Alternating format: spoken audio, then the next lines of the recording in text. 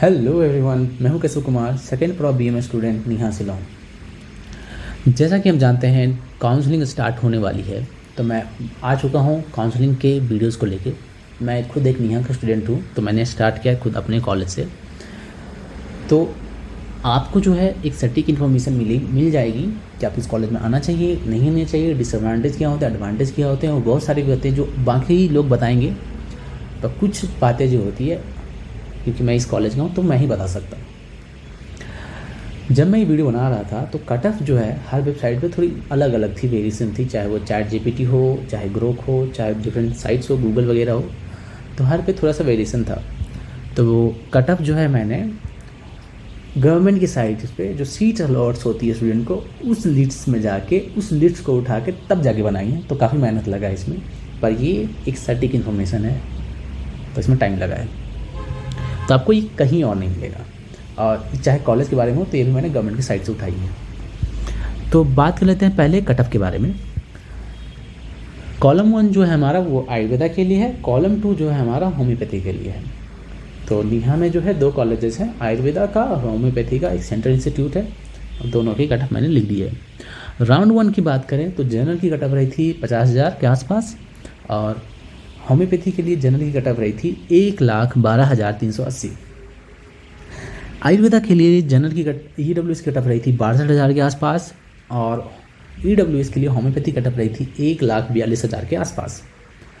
आयुर्वेदा के लिए OBC की कट ऑफ रही थी 62,000 के आसपास, और होम्योपैथी के लिए जो OBC की कट ऑफ रही थी वो रही थी 1,50,000 के आसपास। SC के लिए आयुर्वेदा की कट ऑफ रही थी 1,82,000 के आसपास, और होम्योपैथी के लिए रही थी SC के लिए 2,70,000 के आसपास। ST के लिए 2,50,000 के आसपास, और ST के लिए होम्योपैथी के लिए कट ऑफ रही थी 3,60,000 के आसपास। आगे चल के मैंने SC ST का कट ऑफ नहीं लिखा है, क्योंकि ढूंढने में थोड़ा टाइम जाता है और मेरे पास इतना टाइम था नहीं। तो आप इसे थोड़ा सा बढ़ा सकते हो, जैसे कि अगर SC का कट ऑफ है 1,80,000, तो आगे चल के ये 2 लाख के आसपास जाएगा, या फिर 2,77,000 है तो ये 3 लाख के आसपास जाएगा, थोड़ा सा बढ़ सकता है। तो कई एस्टिमेट लगा के हम चल सकते हैं। पर राउंड 2 की बात करें तो आयुर्वेदा के लिए जनरल की कट ऑफ रही थी 60,000 के आसपास, और जनरल के लिए होम्योपैथी कट ऑफ रही थी 1,26,000 के आसपास। EWS के लिए आयुर्वेदा की कट ऑफ रही थी 64,000 के आसपास, और EWS के लिए होम्योपैथी कट ऑफ रही थी 1,35,000 के आसपास। आयुर्वेदा के लिए OBC कट ऑफ रही थी 62,000 के आसपास, और होम्योपैथी कट ऑफ रही थी 1,56,000 के आसपास।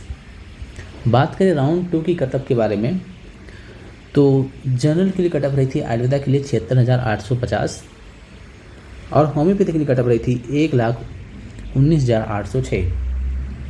आयुर्वेदा के लिए EWS कट ऑफ रही थी 76,392, और होम्योपैथी की कट ऑफ रही थी 1,70,000। आयुर्वेदा के लिए OBC कट ऑफ रही थी 78,000 के आसपास, और होम्योपैथी की कट ऑफ रही थी 1,80,000 के आसपास। तो ये कॉलेज की कट ऑफ थी लास्ट ईयर, जो कि सटीक है।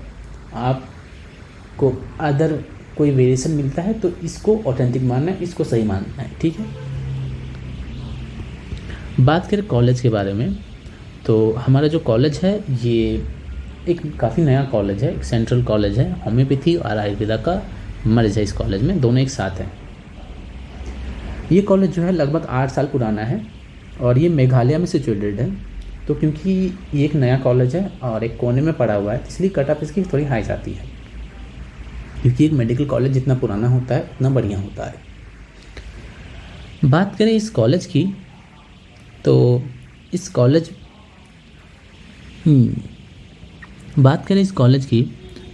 की जो फीस है, आपको जो फर्स्ट टाइम पे करनी पड़ेगी जब आप एडमिशन कराने आओगे तब।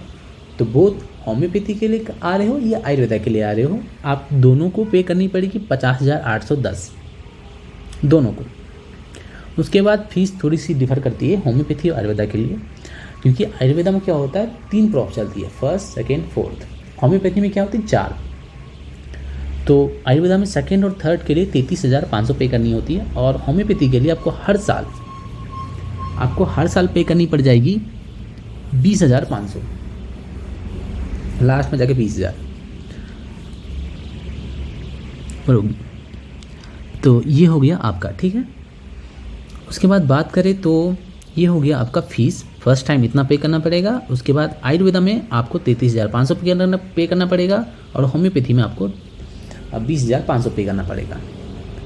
स्टाइपेंड की बात करें तो स्टाइपेंड इस कॉलेज का थोड़ा सा ज़्यादा है, 23,500। ये ज़्यादा थोड़ा सा इसीलिए है क्योंकि यहाँ पे खर्चा थोड़ा ज़्यादा है, ये थोड़ा महंगा जगह है क्योंकि ये हिल स्टेशन है और हिल स्टेशन थोड़ी महंगी होती है। तो हिल स्टेशन होने के कारण इसमें थोड़ा सा ज़्यादा पैसा मिलता है, 23,500।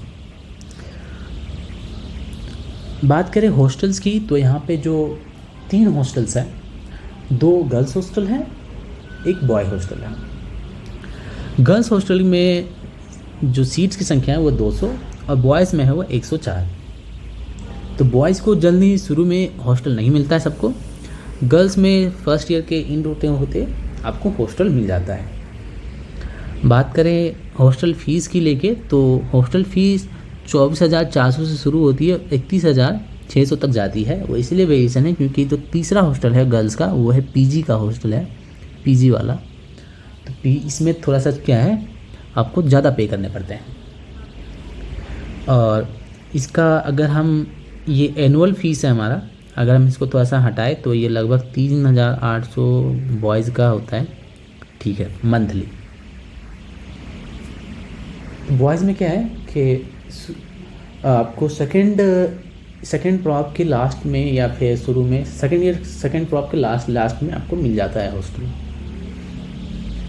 अगर आप इसमें मेस भी ऐड कर देते हो तो ये खर्चा लगभग 55,571 जाता है।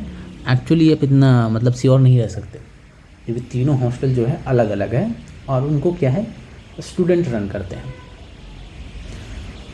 तो यहाँ पे थोड़ा हर मंथली क्या है खर्चा जो है मेस का डिफ़र कर जाता है। तो ये लगभग 2,000 के आसपास से रहता है मेस का खर्चा। ये 1,800 के आसपास रहता है, मतलब 1,800 या 2,000 के आसपास रहता है मेस का खर्चा मंथली। तो इसमें जोड़ लो अपने में हॉस्टल का हो गया 3,800 से लेकर 4,000 और इसका 1,800 से 2,000। इस कॉलेज में जो है बॉन्ड है 3 लाख का, तो आप छोड़ के जाते हो तो बॉन्ड देना पड़ेगा।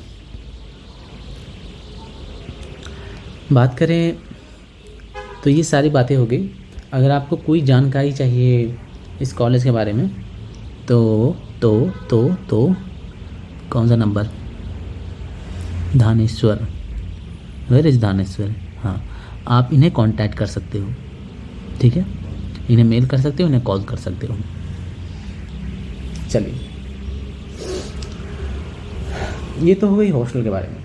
तो बहुत सारे आपको शुरू में तो हॉस्टल मिलेगा नहीं, तो बाहर रहना पड़ेगा। आप बाहर किधर रहोगे, तो बाहर में आपको 2 ऑप्शन मिलते हैं। एक तो आप रहो रेंट पे और दूसरे रहो किसी पीजी वगैरह में। रेंट पे रहोगे तो खुद से खाना बनाना पड़ेगा, पर एक फ्री लाइफ, किसी के साथ रहो मत रहो।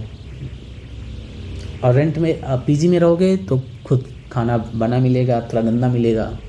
तो ये आपके ऊपर है कि आप क्या चूज़ करते हो। और बाहर में रहने का खर्चा ऑन एन एवरेज 8,000 मंथली है। हालांकि आप हॉस्टल में रहो या बाहर में रहो, खर्चा लगभग बराबर पड़ता है, 7,000 से 8,000। आप ज़्यादा खर्चा करना चाहो तो आपकी मर्ज़ी। बाहर में भी रहोगे तो बस हर सुबह आएगी, शाम को छोड़ के जाएगी, बिंदास। तो ये हो गया रहने का और खाने का। बाहर में रहो, खुद से बना के सब्जी वब्जी खरीदो, खाना बनाओ, खाओ। उसके बाद आ जाते हैं कॉलेज में, ये सारी हो गई। उसके बाद कॉलेज में आ गई लाइब्रेरी 1 नंबर है, बिंदास। उसके बाद स्पोर्ट में क्या है कि हमारा कॉलेज का कैंपस जो है वो काफ़ी छोटा है। एक प्राइमरी स्कूल इतना बड़ा है, मतलब गेट एक है जो किसी पुलिस स्टेशन का है। तो हमारे कॉलेज का कोई गेट भी नहीं है, गेट के नाम पे 2 खंबे हैं, वो खंबे किसी पुलिस स्टेशन का है। तब इंटर करते हो, इंटर करने के बाद एक बिल्डिंग दिखता है जो कि हॉस्पिटल है, ये होम्योपैथी, ये आयुर्वेदा। इधर जाते ही 2 और बिल्डिंग दिखती है, एक होम्योपैथी, एक आयुर्वेदा, और ख़त्म हो गया। तो हमारे पास कोई बड़ा जगह है ही नहीं जो कि हम बड़ा बड़ा फंक्शन कर सकें, स्पोर्ट्स करा सकें, क्रिकेट खेल सके, फुटबॉल खेल सके, तो नहीं है। तो फिर भी स्टूडेंट्स साल में स्पोर्ट्स वीक पर करवाते हैं, तो वो लोग इधर उधर आसपास जाते हैं और खेलते हैं। साल में कभी स्पोर्ट्स वीक होता है साल में, जो कि स्टूडेंट द्वारा रन किया जाता है। कोई फंक्शन वगैरह भी स्टूडेंट द्वारा रन किया जाता है बीच बीच में। चलो कोई नहीं, बाकी कुछ चीज़ें इसमें कॉलेज में होती नहीं है, मतलब जिम स्पोर्ट्स का पैसा लिया जाता है पर कुछ दिया नहीं जाता इन रिटर्न। चलो वाईफाई वगैरह की बात करें तो वाईफाई वगैरह चलता है इस कॉलेज में, पर क्योंकि ये पहाड़ है तो बहुत जगह चलता है, बहुत जगह नहीं चलता, बहुत जगह का यूँ ही नहीं चलता, मतलब होमी में उतना चलता नहीं है, आयुर्वेदा में थोड़ा थोड़ा चलता है। और क्या रह गया, और रह गया बहुत सारी चीज़ें जो है बन रही है, फार्मेसी वगैरह बन रही है, कुछ चीज़ें और बन रही है, कुछ जगह गड्ढा किए जा रही है, कुछ जगह उन्हें भरा जा रहा है, तो अभी काम चल रहा है क्योंकि नया कॉलेज है, तो कॉलेज का काम खत्म। बात करें यहाँ पे पेशेंट फ्लो की, तो आयुर्वेदा में आपको झक्कास पेशेंट फ्लो देखने को मिलेगा। पंचकर्मा वगैरह में एकदम लाइन लगा होगा, मतलब ठीक ठाक। होम्योपैथी में नहीं ठीक ठाक, नहीं आते, बहुत कम आते हैं। टीचर्स की बात करें तो आयुर्वेदा में आपको टीचर्स देखने को मिलेंगे सारे, होम्योपैथी में नहीं मिलेंगे। आयुर्वेदा में जो है आपको थोड़ा स्ट्रिक्ट मिलेंगे, होम्यो में नहीं मिलेंगे। आयुर्वेदा में जल्दी लोग पास हो जाएंगे, होम्यो में नहीं होंगे। मतलब ठीक है, आप आयुर्वेदा के लिए आ रहे हो तो इस रैंक पे ठीक ठाक कॉलेज है, होम्यो के लिए आ रहे हो तो आपका स्टेट कॉलेज बेटर होगा। Moral of the story. उसके बाद हमारे पास क्या रह गया, हाँ ये कॉलेज जो है हमारा बहुत सुंदर है, कैंपस इसका बहुत सुंदर है, बीच में पहाड़ियाँ हैं। कभी कभी क्या होता है पहाड़ों पे आ जाते हैं बादल और हमें दिखता है स्वर्ग, तो इसे स्कॉटलैंड ऑफ इंडिया भी कहते हैं। आओ घूमो, नॉर्थ ईस्ट मज़े करो, इसके लिए आ रहे हो तो ऑल द बेस्ट। बाकी आप बहुत ज़्यादा दूर रहते हो तो मत आओ, और भी सारे कॉलेज हैं, अगर आपको मिल रहे हैं तो आप उसे ले लो, ठीक है। तो ये रहा मेरा पर्सनल ओपिनियन कि आपको आना चाहिए या नहीं आना चाहिए, अब ये आपके ऊपर है। फिर भी आपको कोई सवाल पूछना है कि कॉलेज में और क्या है नहीं है, कुछ छूट गया है हमसे, तो एक नंबर दे रहा हूँ मैं, अपना व्हाट्सएप नंबर, यहाँ पे आप मुझे पूछ सकते हो। 7488755271। आप यहाँ कांटेक्ट करके पूछ सकते हो, काउंसलिंग के टाइम में भी अगर हो सके तो मैं आपकी मदद करूँगा। Thank you.